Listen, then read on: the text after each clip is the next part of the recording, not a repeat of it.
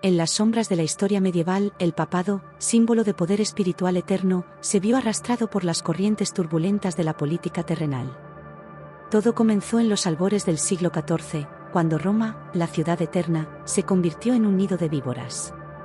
Las facciones nobles italianas, como los Colonna y los Corsini, libraban guerras intestinas por el control de la urbe, convirtiendo las calles empedradas en campos de batalla sangrientos.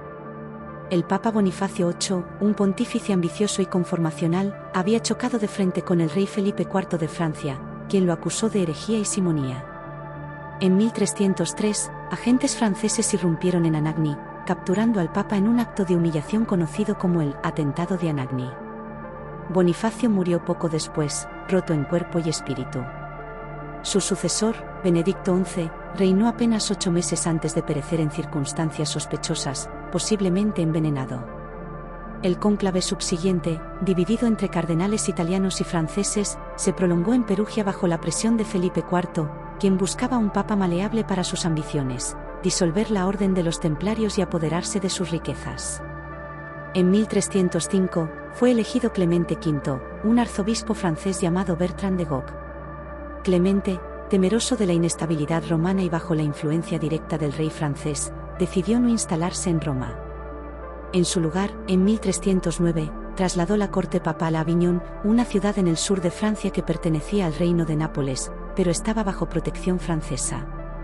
Los motivos eran claros: seguridad personal ante las revueltas italianas, proximidad a la corte francesa para facilitar alianzas políticas, y un escape de las presiones del Sacro Imperio Romano Germánico.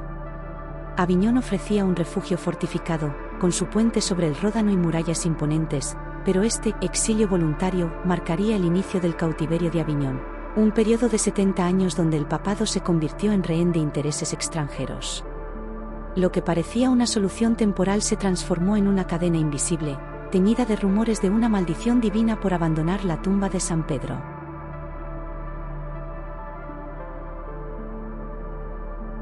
Con Clemente V instalado en Aviñón, el Palacio de los Papas comenzó a erigirse como un bastión de lujo y poder, pero también de tensiones soterradas. Clemente, un hombre de 50 años al ascender, se vio envuelto en escándalos. La supresión de los templarios en 1312, ordenada por Felipe IV, lo dejó exhausto y enfermo. Murió en 1314, víctima de disentería o cáncer, según los cronistas, pero los susurros hablaban de veneno administrado por manos leales al rey francés o a enemigos italianos. Su muerte inauguró un vacío de 2 años, con cardenales franceses dominando el cónclave, rechazando candidatos italianos para mantener el control. En 1316, Juan XXII, un teólogo nonagenario al final de su vida, fue elegido como figura de transición. Su pontificado, que duró hasta 1334, fue una excepción en longevidad, marcado por conflictos con el emperador Luis IV y herejías franciscanas. Murió de vejez, pero su sucesor, Benedicto XII, un reformador cisterciense de 60 años, no corrió la misma suerte. Elegido en 1334, intentó limpiar la curia de corrupción mientras la Guerra de los 100 Años estallaba entre Francia e Inglaterra. El estrés lo consumió, fiebres recurrentes lo llevaron a la tumba en 1342. Aviñón devora a sus vicarios, murmuraban los monjes, alimentando la idea de una maldición que castigaba la lejanía de Roma.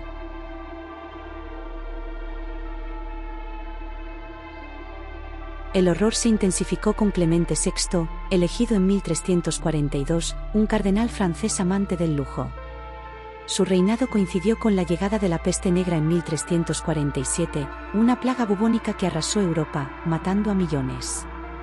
Aviñón no escapó, cadáveres se apilaban en las calles, el río Ródano llevaba cuerpos hinchados. Clemente se aisló en su palacio, rodeado de fogatas y médicos, proclamando que era una prueba divina. Sobrevivió, pero la peste minó su salud, murió en 1352 de gota y agotamiento. Inocencio VI, su sucesor de 70 años, heredó un mundo en ruinas. Intentó reconquistar Italia enviando legados militares, pero las derrotas y las intrigas lo debilitaron. Murió en 1362, víctima de enfermedades crónicas, mientras rumores de envenenamiento por cardenales italianos circulaban.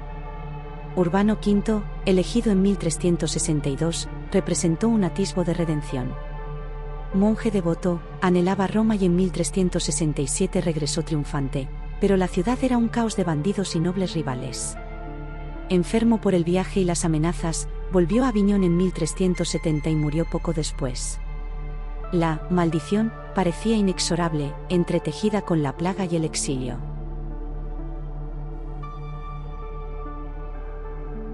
Gregorio XI, el último papa aviñonés, ascendió en 1370 a los 42 años. Influido por Santa Catalina de Siena, quien le imploraba volver a Roma, emprendió el viaje en 1377. Entró en la ciudad en 1378, pero murió meses después, exhausto. Su muerte desató el gran cisma, con papas rivales en Roma y Aviñón. Las teorías sobre la maldición abundaban. Algunos la atribuían a una ira divina por abandonar Roma, citando profecías de San Malaquías que predecían pastores exiliados condenados a muertes prematuras. Otros hablaban de conspiraciones terrenales, envenenamientos orquestados por reyes franceses para mantener el control, o por italianos resentidos. Teorías esotéricas sugerían que Aviñón, construida sobre antiguas ruinas paganas, albergaba espíritus malignos que devoraban la vitalidad papal.